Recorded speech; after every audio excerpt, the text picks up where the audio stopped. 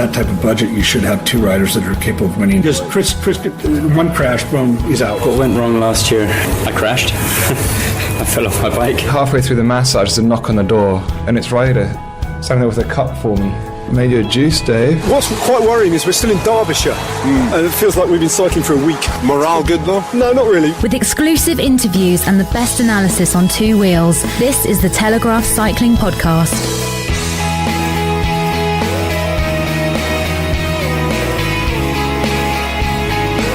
My name is Richard Moore. I'm with Daniel Friebe. Hello. Lionel Birnie. Hello, Richard. Hello, Daniel. Hello, Lionel. Hi, Napalm. Yes, all will be revealed at some point. The Napalm nickname that Lionel's been known as Napalm for a couple of years. Maybe a competition on Twitter to win a T-shirt, perhaps. We'll be giving you some information on a new range of T-shirts later in the podcast. This could get very unflattering for me, couldn't it? Almost inevitably, Lionel stroke Napalm. Where are we, Lionel? We're outside the British Library in the sunshine. Lovely sunny day in London. And we're talking 24 hours after the Amstel Gold Race, won by Michal Kwiatkowski, the world champion, his first road race victory in the world champion jersey. He won the prologue time trial at Paris-Nice, but broke his duck in spectacular fashion in a classic. Didn't perhaps look like he was going to win it. Philippe Gilbert launched a late sort of trademark attack on the Kohlberg. It seemed that history was going to repeat. He's won that race 3 times already. Some great setup work by his BMC team, but Kwiatkowski emerged as the winner and really rescued the Spring Classic season for Ethics Quickstep, didn't they, Daniel? Yeah, he did. Patrick Lefebvre, the Ethics Quickstep manager, said judges after Liège-Bastogne-Liège, and then he also added that by virtue of Kwiatkowski's victory, they're 1 week ahead of schedule, in effect, because of that victory yesterday. But I think he was almost helped by the fact that he couldn't follow Gilbert, and it wasn't a tactical decision not to follow Gilbert. He admitted in the press afterwards that he didn't quite have the legs, but then it all came back together. He was able to take a little bit of a breather, and then he was the fastest man in that group. I mean, they did play it very well yesterday with Tony Martin going out front, with Vincenzo Nibali not working, Ethics behind not having to do much of the work, the pressure being on BMC, and Kwiatkowski just having enough to win it there in the sprint. By the same token, the Michael Matthews following Philippe Gilbert, they looked like a sensible move by him, but actually that's maybe what cost him the win. Bit of naivety de jeunesse, as David Miller would say. But was it naivety? Because was it not logical to follow Philippe Gilbert? I suppose, given that he had the legs to follow him, it was the sensible thing to do, but there's no denying the fact that it did take edge off his sprint in the end. And what Matthews really needed was someone else clinging onto Gilbert, and someone else they're able to then do some work with Gilbert and Matthews to take those 3 to the line. So but this is interesting. Matthews did the right thing. I mean, if you were his DS and shouting in his ear, you would tell him to follow Philippe Gilbert because he's going to win that sprint, and that's what made it quite interesting. Yeah, but given how close the group behind was and how many riders from different teams are in there, the group was always likely to come back, wasn't it? It was always going to be difficult for 2 riders, even working well together, to stay away. I mean, that's the I suppose, more fascinating is overplaying it a little bit, but the added dimension of this new finish in Amstel Gold. It no longer finishes right at the top of the Kooiberg. There are, how many is it, about 1.8 kilometres after the top of the Kooiberg. It does open the race up to different tactical scenarios, and rather than just being the sort of uphill sprint that we've lamented in the past, we've said that in its old guise, Amstel was too similar to Flèche and Liège. It is quite different now, that finish, and we saw that yesterday. I should remind listeners that this is, of course, a bling-free zone in more ways than one. We reject the nickname Michael Matthews. He's Michael Matthews. He's not Bling Matthews. It's Michael Matthews. Lionel, what were your thoughts on the Amstel Gold Race? Well, I agree with you that Michael Matthews did exactly the right thing. We've seen already this spring, I know very different races, a Tour of Flanders and Paris-Roubaix, but we've seen effectively sprinters take the bull by the horns and try and win the race another way, and Michael Matthews tried exactly the same thing. Yes, it cost him. It probably took the speed out of his legs for the final sprint, and you could make a very strong case for saying that had he just sat in the wheels the way that Kwiatkowski did, he probably would have prevailed in the sprint. but he made the finale more interesting by the fact that he went with Gilbert, and it wasn't just Gilbert on his own. It was an interesting final phase of the race, and I really love that part of the Netherlands. It's a really nice race to watch. I love the narrow country lanes, and it looks like sort of southern England on a sunny day yesterday. It's a really attractive race to watch, but in terms of a sporting spectacle, it's a bit like a sort of goalless draw in football that is concluded with a penalty shootout, in my opinion. And yet, there were interesting events on the road before that. There was a breakaway with Vincenzo Nibali, one of his sort of trademark attacks. We saw Liège-Bastogne-Liège a few years ago, which he almost won. I think that was the race that Maxime Iglinski won, wasn't it? Future teammate, now disgraced, former teammate Maxime Iglinski won that Liège-Bastogne-Liège, and Nibali looked like he might win that race. We've seen him in Milan-San Remo as well, launch these attacks. He certainly, as you say, Daniel, he went away in this little group with Tony Martin and others. It was a very strong group on paper. There were 2 Australians there as well, Simon Clark and David Tanner.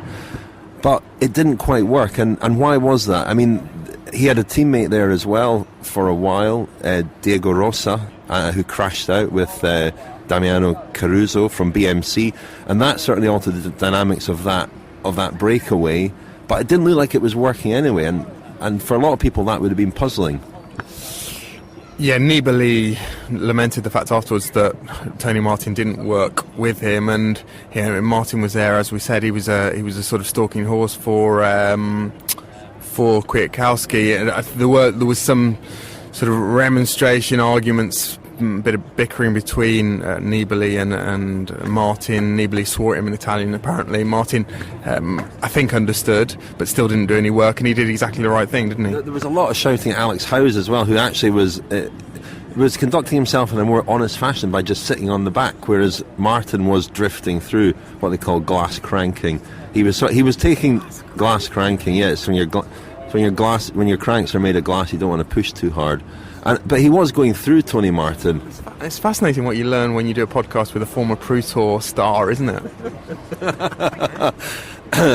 Yeah, no, absolutely. I know all about glass cranking, don't worry. But yeah, Martin was going through. It wasn't enough for Nibali, but both of them were getting very angry at Alex Howes, who was just sitting on the back in a, as I say, a more honest fashion. Yeah, I mean, Garmin this year, Cannondale Garmin have struggled so far this year, and they've got the kind of roster which unfortunately I think leaves them open to barren periods in the season, because they don't have a big sprinter that's going to guarantee them victories. They managed to pick one up at the Criterium International a couple of weeks ago, their first win of the season, but they're coming into the sort of most fertile part, what should be the most fertile part of the season for them now, with Dan Martin primed to do well in the Ardennes Classics.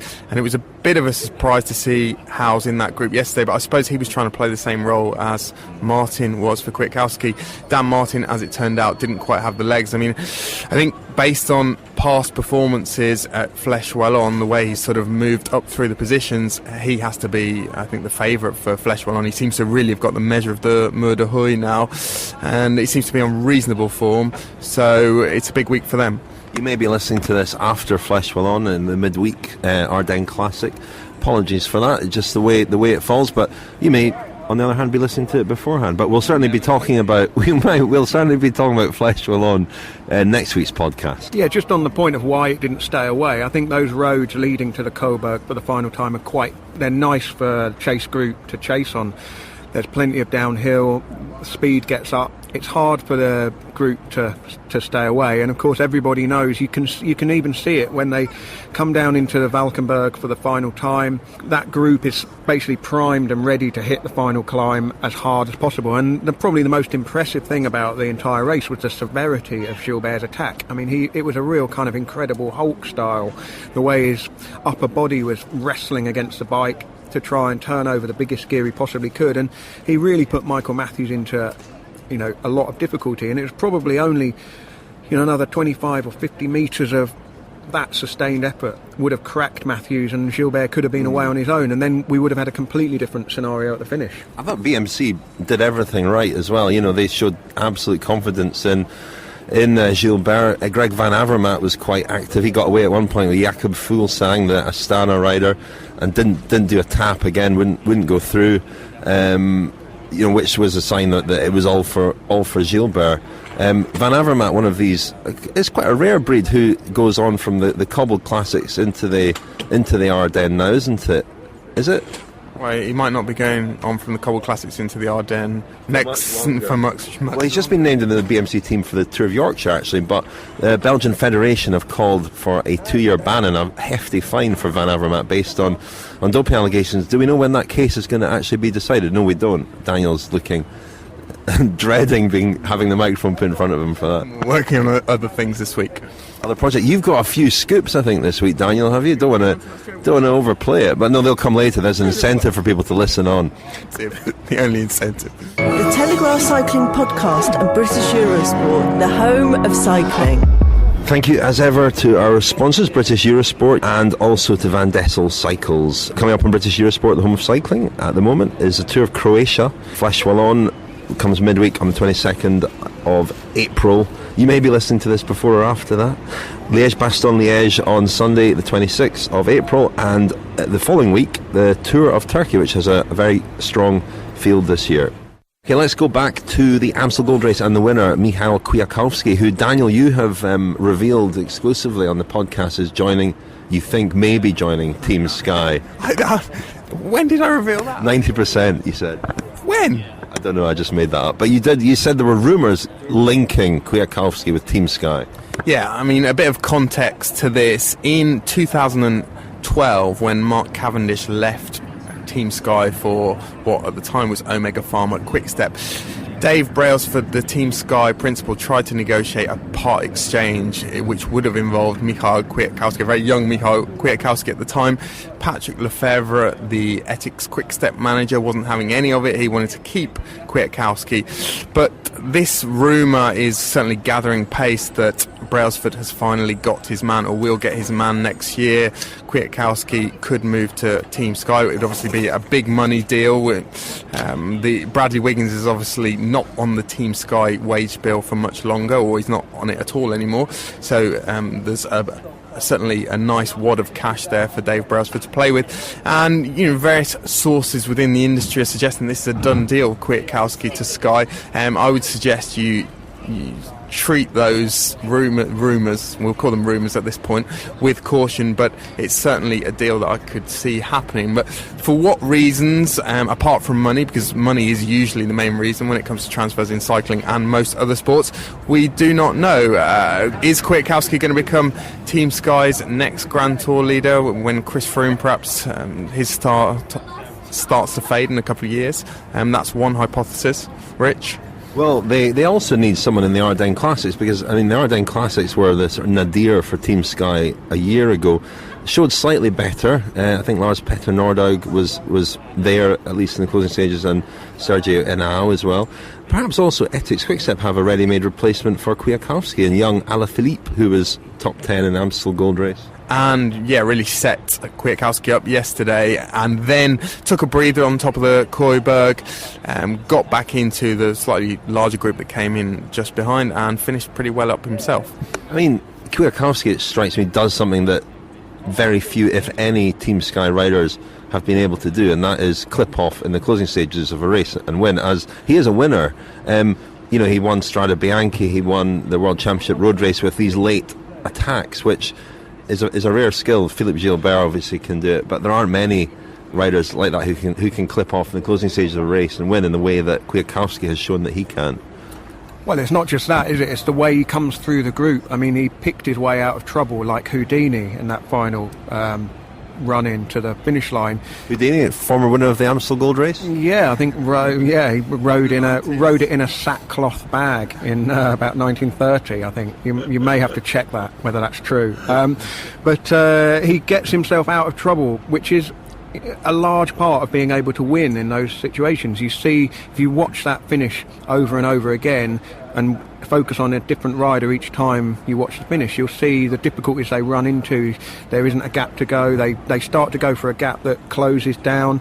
And when you've got a group of these types of riders, none of whom are real pure sprinters, that skill that Kwiatkowski has got is invaluable. I mean, we mentioned Matthews already, but that's 2 second places in monuments this year, isn't it? Milan-San Remo. Both times, perhaps, he should have won. He's perhaps the quickest in the group. That effort, Philippe Gilbert probably just took the zip out of his legs, I suspect, at Amstel Gold Race. But nevertheless, what a great prospect. He's a young rider and really showing great form in these races. Yeah, and I'll stand by what I said about the naivety yesterday, because I think the key to Kwiatkowski winning was knowing that, if he went over a certain threshold, over sort of 95% of his kind of possible power at that point, or heart rate or whatever, then it was going to take some edge off his sprint. And I think Matthews probably went into that red zone, didn't quite know his body as well as Kwiatkowski at that point of the race, and because as we say, he was in theory the fastest rider in that group, should have been. Although, I mean, Kwiatkowski looked goosed. It didn't look like calculation on his part when he was left in that no man's land. I think he thought that was the race going away from him. That's what, as you say, Lionel, watching that finish again, the final couple of kilometres, it's hard to imagine at one point in particular near the summit that Kwiatkowski did come back and win the race. It's a bit like knowing when the podcast is going to drop, isn't it, Rich? I mean, it's just these things, they just creep up. Yeah. Well, Daniel, let's talk about the new range of podcast T-shirts, shall we? Can you introduce... Do we not want to do the other scoop first? No, we're going to do the scoops in the final part. Keep people listening as long as possible. Daniel, tell us about these new T-shirts that we're launching by popular request. We've got a jingle, haven't we? Yeah, let's hear the jingle. Lionel, where are we? Where are we, Lionel? Lionel, where are we? Where are we, Lionel? Stay cool this summer with your exclusive Cycling Podcast T-shirt. Each T-shirt features a classic cycling podcast moment, including Christian Prudhomme, French flags, British flags, yellow flags, bunting, and Chiro. No, and not in Great Britain, I must confess. Yes, but no, I must confess, no. The T-shirts are available in a range of colours for just £19. Get your Cycling Podcast T-shirt at thecyclingpodcast.com. So you heard there our new T-shirts jingle. I'm not sure how many times we'll get away with playing that, but it's fairly self-explanatory. If you go to thecyclingpodcast.com, you'll find a shop on there and a range of T-shirts with favourite phrases from the podcast. There have been a few requests for these, especially "Where are you, Lionel?" But there are a few other ones, and Daniel has been the creative director of the T-shirts. Daniel, I think you've done a cracking job. Hipster is what you were going for, I think, wasn't it? Yeah, maybe slightly ambitiously pitched, because I'm not sure whether that is our typical listener, is it? The sort of, the kind of Shoreditch coffee house dwelling hipster. Not sure, Shoreditch isn't even, it doesn't even really pass muster as a hipster hotspot anymore, does it? We're talking more Hackney, Haggerston even. Speaking of Hackney, we'll get on to our friend of the podcast, Theo Geoghegan-Hart, a little bit later on perhaps, but I think we have very strong listener figures in Shoreditch last time I checked. Lionel, you have anything to say about the T-shirts? Are you going to be wearing one of those proudly at races and so on? I'm going to wear the Where Are We Lionel T-shirt. It will always remind me to take note of, look up, smell the flowers, remind myself where I am. You're listening to the Telegraph Cycling Podcast, brought to you by Van Dessel Cycles. Van Dessel, ride inspired. I mentioned Hackney's very own Theo Geoghegan-Hart earlier on. I know he likes these little mentions in the podcast, so here's another one. He deserves it. He was third in the under-23 Liège-Bastogne-Liège on Saturday. There was a bit of a story there. We're not entirely sure of all the facts yet, and so we'll be finding that out from him in the coming days, and we'll maybe bring you the story of the under-23 Liège-Bastogne-Liège. But let's look ahead to Sunday's senior Liège-Bastogne-Liège. What do we expect there, Daniel? The same cast of characters that we saw at Amstel Gold Race? Yeah, I think the performance of Nibali yesterday was interesting. Looking ahead to Liège, he's obviously done some decent training in the last few weeks, has considerably raised his game since Tirreno Adriatico. He was a bit undercooked 3 or 4 weeks ago. So I think he could definitely be a threat. He's never won that race. He's come close a couple of times. Otherwise, I think we're going to see, we'll see some slightly different riders come to the fore tomorrow. We'll see probably Gerrans have a more prominent role for Orica Green Edge. Tomorrow is Liège-Bastogne-Liège happening on Tuesday. Did I say tomorrow? Did I? All right, sorry. Anyway, it's been a long podcast, it's been a long week, it's been a long year so far. Anyway, Gerrans will be the defending champion, obviously, among the favourites. Daniel Martin, who won in 2013, came very close to winning last year when he came to the final corner and clipped his pedal. I think I'm right in saying it was a bit of a contentious issue at the time. And we'll see Perito Rodriguez, Katusha, obviously very much on song in the last few weeks. So I would say they're my favourites, Rich. Astana are certainly firing on all cylinders as well. We saw strong Jakob Fuglsang. They've got a few different cards to play. Surprised you mentioned Simon Gerrans, who's just back from his broken collarbone, isn't he? He just said he's defending champion. He didn't necessarily say he was going to win it again. I thought he's listed him among the favourites. He's riding the Giro for the first time, I think, Simon Gerrans soon. Lionel, who are your favourites? I think Rui Costa will be up there. Kwiatkowski, of course. But Liège-Bastogne-Liège is more of a kind of war of attrition than the other two races this week. Amstel Gold is not quite the same indicator as it was when it finished at the top of the Kohlberg. One of the criticisms of this week was that once you'd seen Amstel Gold, you basically saw the same cast of characters at Flèche Wallonne and then at Liège-Bastogne-Liège. Slightly different now, a little bit more varied, different finish to the Amstel Gold Race means that we don't just get a kind of facsimile of the same race finish. Flèche Wallonne will give us a lot more clues, although the real heavyweights do tend to keep their powder a little bit drier for the weekend's race because it's so hard. It's one of those races where before you know it, a rider has lost it because they've made an effort at the wrong time. Yeah, you mentioned the difficulty of combining Flèche and Liège, although certain riders have, they've done the triple in the past, won Amstel, Flèche and Liège. I know one or two are missing Flèche for precisely that reason, because it is very difficult to recover. Tony Galopin is missing Flèche. On Wednesday, we'll be hoping for a big results from top 5 maybe on Sunday. He rode pretty well yesterday. I think he finished 7th. He's a newer name to conjure with. He's not someone who's really contended in these races before, but very much part of the emerging generation of Ardennes Classics riders. Rich, what about Team Sky? What can we expect from them? No Nicholas Roach yesterday. Why did he not ride Amstel? Yeah, I mean, on paper they have several. Richie Porte, Chris Froome. Chris Froome has talked in the past of riding Liège-Bastogne-Liège. He was, I think, a very late withdrawal last year with illness. In fact, that was just before the Tour de Romandie, wasn't it? Which he controversially began with a TUE because he was suffering from a sort of chest complaint, a cough.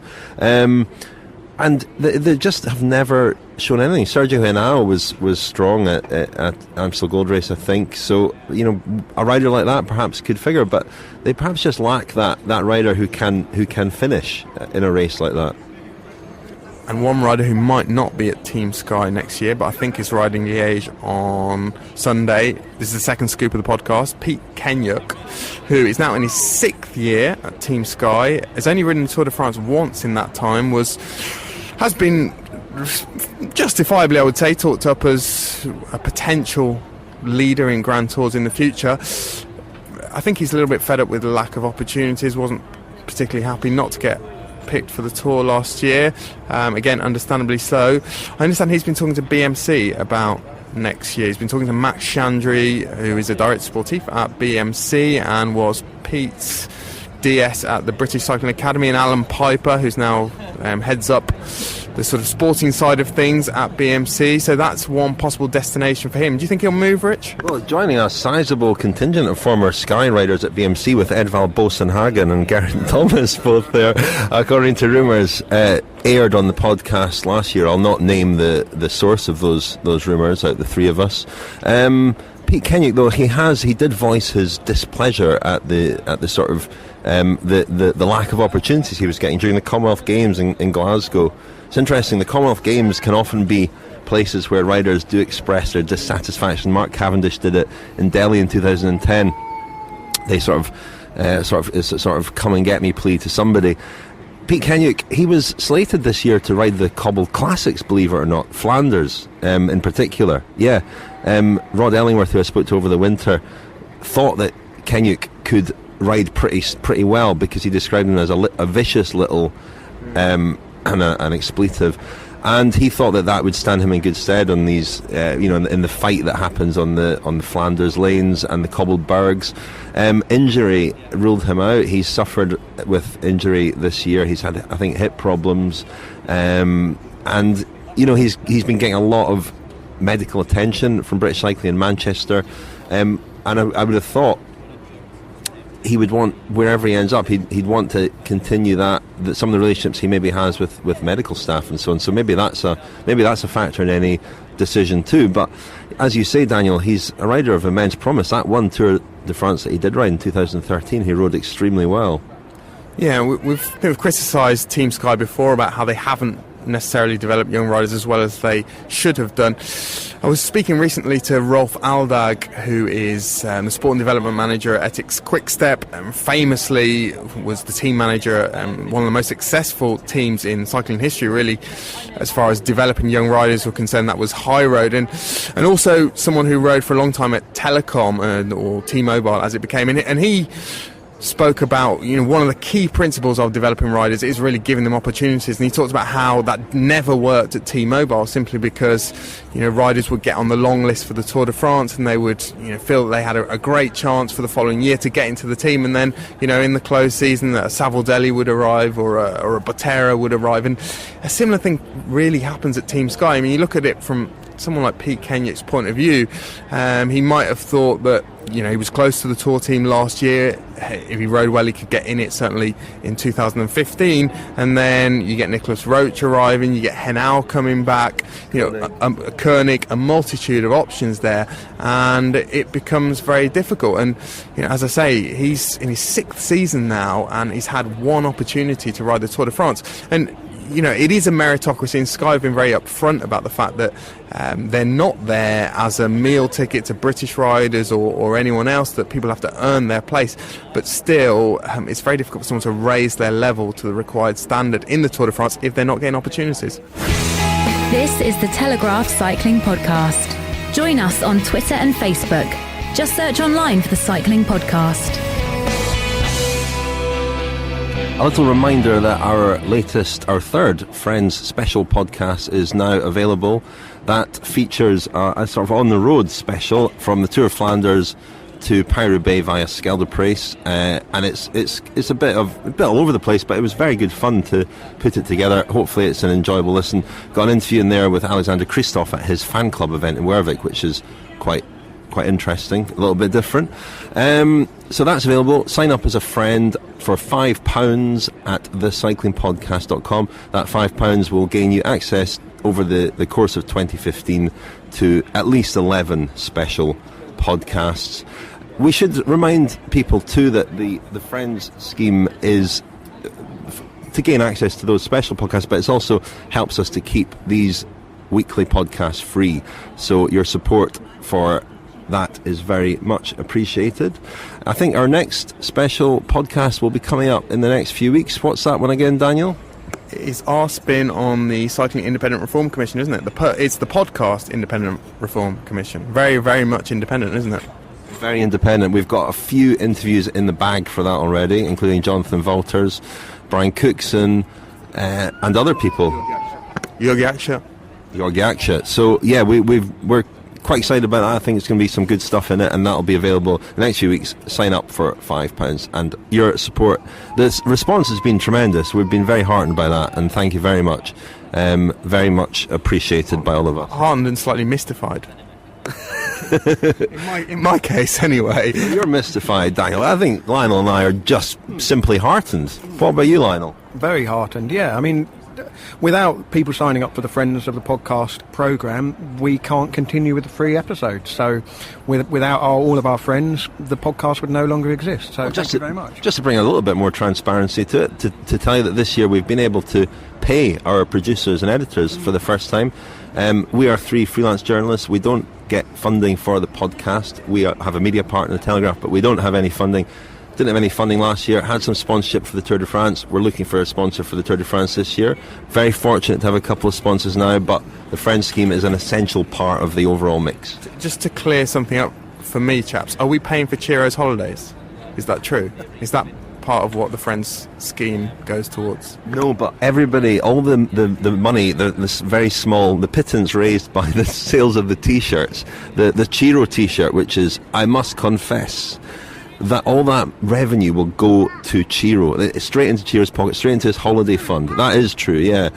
Which means he'll be able to afford an extra scoop of ice cream when he's on the beach next time. Just one cornetto. No, I think I predict that, having said that T-shirt will be by far the most popular, because every time, and there's a lot of Chiro in the latest Friends special, but every time Chiro appears, the feedback we get is far greater than for the three of us.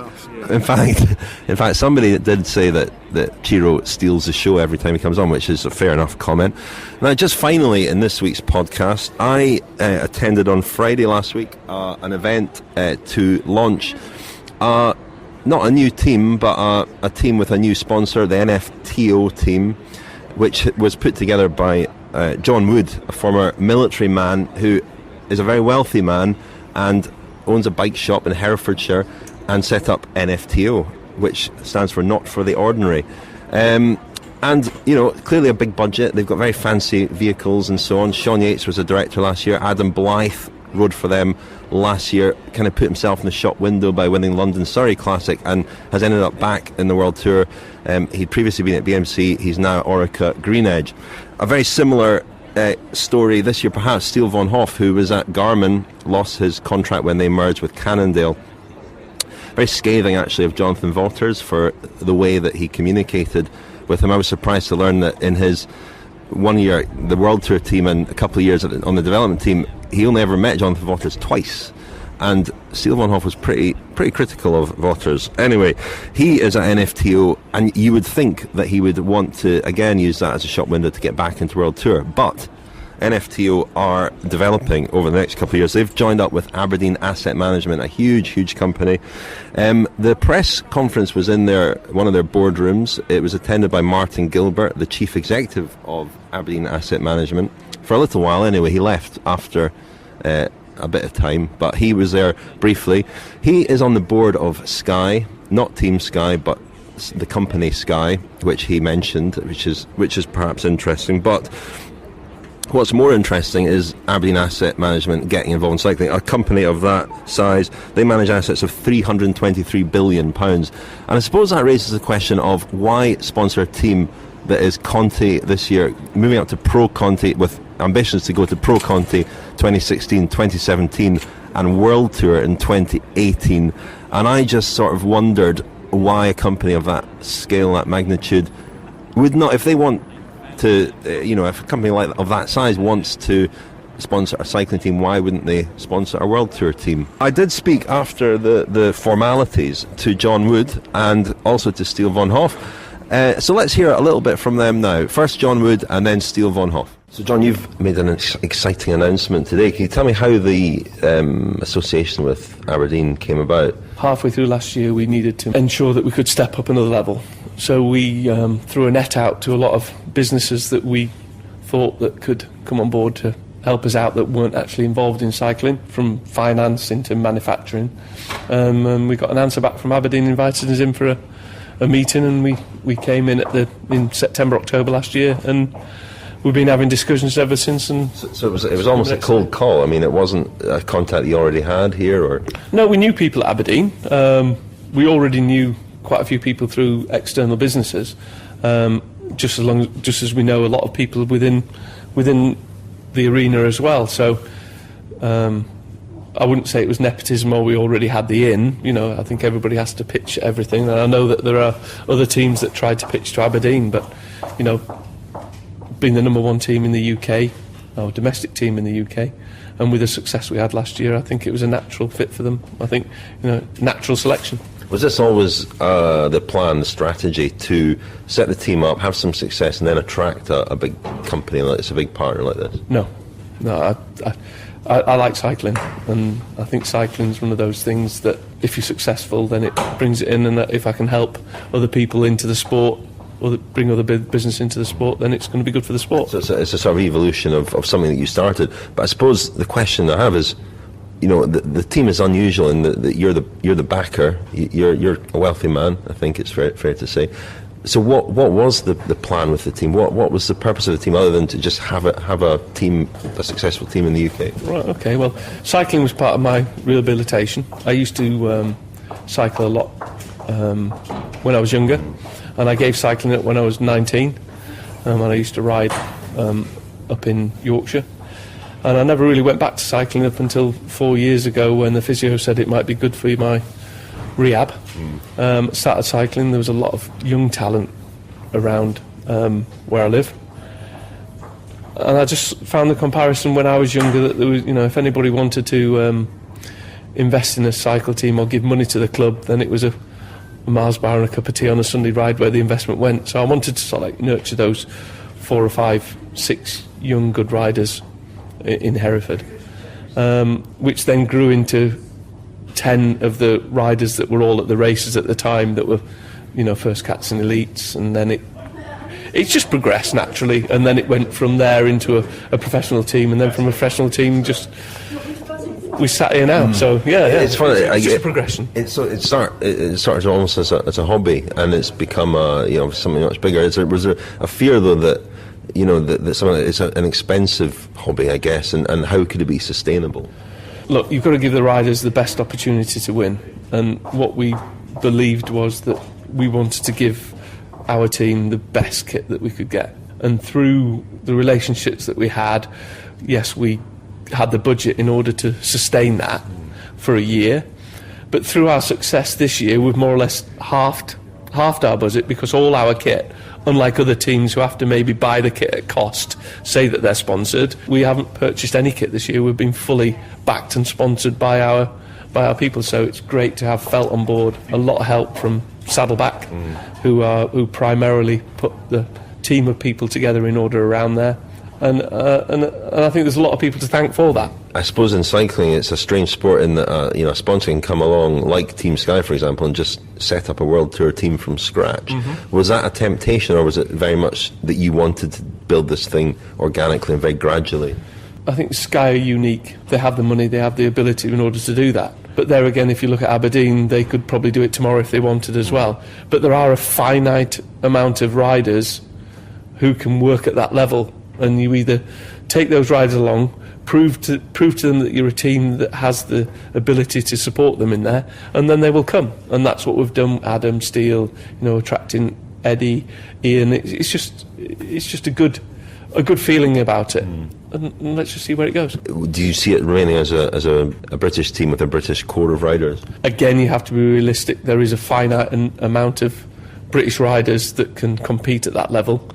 And if Aberdeen want to go into different markets, then, when we were already bringing in Eddie, who's Irish, Steele, who's Australian, but we've also got a good core of British riders in the team as well. So, the team's going to grow organically as a team, and whether that means we have to bring a talented Belgian rider in or a talented Italian rider who wants to come in and join that, then that's what we'll do. Steele Von Hoff. Going back a little bit, it must be disappointing to sort of fall out of World Tour level, but can you tell me how the move to this team came about?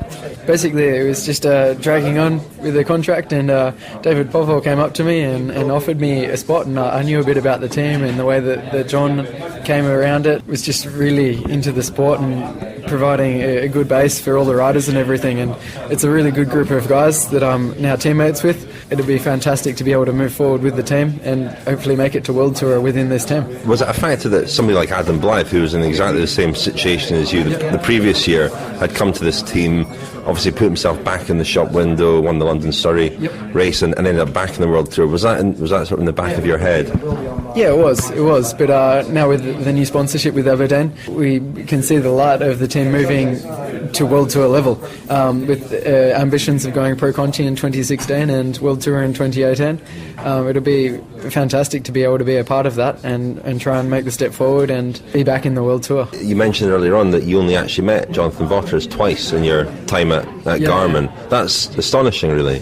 He doesn't really like the personal relationship with the riders like myself. Like I don't know if it's just that he didn't like me, but I know that a few other riders are the same, that he never has had any contact. Yeah. So, I mean, is there a bit of bitterness there towards Vaughters and Garmin, or is it lingering a little bit? Or? Garmin isn't the thing, that's just a sponsor. So I'm not bitter towards them. They supported me and they helped me, and they gave me 3 years at the top level with the development team and then 2 years on the pro team. It was a fantastic sponsorship, and it was a really good group of teammates that I had, and they're all my friends, and I still follow all their progress, and all the staff were really supportive and helpful all the way through. So there's no bitterness to any of them. It's just... I'm a little bit disappointed that I lost my spot, so I'm not involved with them anymore because of someone that I didn't really know on the team. So we've heard today about this team's sort of a very ambitious plan. So at what point did you join the team thinking, I guess it'd be a larger domestic-based squad in the UK, but at what point did you hear that the ambitions were a bit bigger than that? All the way through, it's been a discussion, and then with the new opportunities with Aberdeen coming on board, it's just it's the way forward. Like it's light, like it's going to happen. So to be able to move forward with the team is going to be really good, and I'm excited to see where it's going to go. So we heard there from John Wood and from Steele Von Hoff. Lionel, any thoughts? Well, yeah, I think there is an obvious gap in the market for somebody to become the second biggest team in British cycling and the second British team in the World Tour, and there's maybe some manoeuvring going on, but it's going to require significant investment. And I always wonder whether the best way to reach the World Tour is actually to go straight in at World Tour level, as Team Sky did and as a number of other teams did. We've seen over the last 20 odd years plenty of British teams that have started small, and it's always the second line in the press release that they're aiming for the Tour de France in, tomorrow. But tomorrow never seems to come for them. We can think of, the Linda McCartney team in the late 90s, early 2000s, and then around that time there was a kind of a glut of small British teams. Men's Health, the magazine, sponsored a team. Bright Voice. Yeah, Bright Voice. Always hoovered up the best domestic talent. Always appeared to be on the right path, but never really secured the funding that was required to get to that big level. And I do wonder, I don't think the pathway to the World Tour is necessarily an easy journey to make, particularly when you start small. If you've got a massive sponsor that's got huge resources at its disposal, perhaps they need to demonstrate that they can spend that money wisely over a couple of years. But if you're really hell bent on making it to the World Tour, you need to go and get that funding straight away and get straight into the World Tour. Yeah, I mean, in any other field it would make sense to grow gradually, incrementally, organically, but cycling hasn't really worked like that. Yeah, if you look at another team sport like football, a wealthy investor might get involved with a lower division team and then have their sights set on the Premiership, but there's a very clear league ladder system where you can make some progress and pause for breath and then kick on, whereas in cycling there isn't that security. You're either in the World Tour or you're not, and I don't think there's a clear pathway from one level to the next. There's only a certain number of World Tour licences, and I think the best way is to buy your way in straight away as soon as there's a vacancy. Perhaps that's what they're waiting for. Perhaps they've looked at when the various World Tour licences expire and they're going to try and make a move at a strategic time. Or perhaps they are going down the Skill Shimano route, a team that first rode the Tour, I think 2009, didn't they? And have grown every year, sort of developed incrementally. They became Argos Shimano. Now they're Giant Alpecin, and they're one of the top teams in the world, with some of the best riders in the world. So it can be done, and a company like Aberdeen Asset Management, their involvement in cycling is to be welcomed. Certainly the press conference held in their offices, the chief executive was there. It seems to have their backing. Perhaps they're taking a suck it and see approach. Who knows? It'll be interesting to watch that story develop over the next couple of years, and we do wish them good luck. And we should wrap it up for this week, chaps. Join us again next week when we'll be talking about Flèche Wallonne and Liège-Bastogne-Liège and everything else that's going on in the world of cycling. Thank you very much, Daniel. Thank you. Thank you, Lionel. Thank you. You've been listening to the Telegraph Cycling Podcast. Thank you to Glass Pear for the music in this episode. For more information and to download more editions of the show, visit thecyclingpodcast.com.